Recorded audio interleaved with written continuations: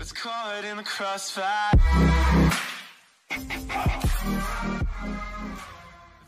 Welcome back. We have breaking news. Longtime Maryland Congressman Elijah Cummings has passed away this morning at the age of 68. According to WBAL-TV, which is citing his office, Cummings, who was born and raised in Baltimore, Maryland, where he still lived up to his death, represented Maryland's 7th congressional district since 1996. The son of former sharecroppers, he began his life of public service in Maryland's House of Delegates, where he served for 14 years, becoming the state's first African-American Speaker pro tem. Cummings served as the chairman of the House Oversight and Reform Committee. He is survived by his wife and 3 children. I want to bring in Mike Barnacle into the conversation here. This is stunning news this morning, to say the least. The loss of someone who is such a leader on the Hill, especially over the last couple of years, as we have seen the chair of the House Oversight Committee, the things that he has said in leading this government forward in spite of so much turmoil and division that we're seeing in Washington right now. Yeah, Elijah Cummings is a tremendous loss. And politics would be the least loss. Just a loss in terms of a wonderful human being, a compassionate human being. A man who is not from Baltimore, as they say, Congressman Elijah Cummings from Baltimore. He is of Baltimore. He lived there his entire life, went to local public schools, University of Maryland, and fought every single day in the House of Representatives to improve a struggling city, his city, Baltimore, Maryland. It's just going to be a tremendous loss, obviously, to his family, to his city, and you're absolutely right, to the Congress of the United States. He played a vital role so far in the impeachment inquiry, chairman of the House Oversight Committee, a critical committee in terms of the impeachment process going forward. A very sad day. He has had some of the, in most recent months, some of the most, including the first public testimony, I believe, of Michael Cohen, which was a turning point, if you will, for a lot of Americans in terms of how they view the current president. Let's talk a little bit about the void that will be left behind by Chairman Cummings on this issue, the impeachment inquiry. He was one of 3, as we mentioned, 3 chairmen who signed that letter subpoenaing some of the documents that were sought after by Congress. This is a big void.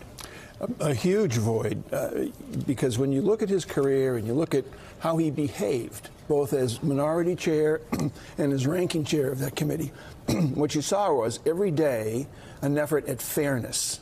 Despite the polarization in the House, you even saw it during the Benghazi hearings when Trey Gowdy was was his opposite on the Oversight Committee. Elijah Cummings struggled every day, fought every day to be fair in an onslaught of polarization and hyper-partisanship. And I think that'll be the biggest loss. You remember that moment that you just mentioned earlier about his colleague Mark Meadows, where he actually sat there and said Mark Meadows is not a racist, and he defended him. You know, he sort of stepped outside the box and defended him, someone that was his exact opposite across the aisle. But despite that, he reached across the aisle and made sure that everybody knew that Mark Meadows was not a racist. Yeah, you know, and we play these clips each and every day of different members of the House of Representatives, and not so much the Senate, but especially in the House. Well, the hyper-partisanship is, it's a put-off. It turns people off, but not when you'd see Elijah Cummings. He always spoke in measured terms and tones about people on the opposite side of the aisle. Again, I get back to fairness, which is going to be something badly missed. I want to actually read a quote, because we keep talking about this fairness that Elijah Cummings had and the way in which he spoke, this inspiring way in which he spoke. And here's a quote from him that I think many of us remember. I think it was over just the last couple of months. He said, "We must also stop the hateful, incendiary comments. We got to do it. Those in the highest levels of the government must stop invoking fear, using racist language, and encouraging reprehensible behavior. It only creates more division among us and severely limits our ability to work together for the common good. As a country, we finally must say enough is enough, that we are done with the hateful rhetoric, that we are done with the mass shootings, that we are done with white supremacists, domestic terrorists who terrorizing in our country and fighting against everything America stands for." That is the type of thing that we heard from Elijah Cummings over the last couple of years. Yeah, and we don't hear those things enough from enough people, but you always heard them each and every day. Again, I get back to each and every day from Elijah Cummings, despite the blizzard of polarization and partisanship that he was surrounded with. Every day you would get that sense, that spirit from Elijah Cummings. He took his role as a leader of both half of Baltimore fell in his district. He took it personally, I guess, when the President of the United States attacked the city of Baltimore, came out and gave that fierce defense of the people in the city of Baltimore. What did his hometown, what did Baltimore mean to him? Everything. Everything. It was his entire life. He spent his entire life there. And that's rare in Washington, to be born in the same district that you represent for your entire career. Right? Yeah, not only that, but I mean, more often than not, he went home at night from Washington. He went back to Baltimore, back to his home, not his district, his home. Yeah. And Baltimore, as everyone is aware, has had its struggles and has had its troubles. And Elijah Cummings was there each and every day fighting for Baltimore, not just in appropriations committees, trying to get money to improve and enhance Baltimore, improve its school system, improve its public transportation, monitor its police department, which has had terrific struggles. They've had a series of mayors. They've had a series of problems in Baltimore. Baltimore is one of the great cities in the United States of America that has fallen into disrepair, as some cities have. But Baltimore seems to have been forgotten in a sense along the way, but not by Elijah Cummings.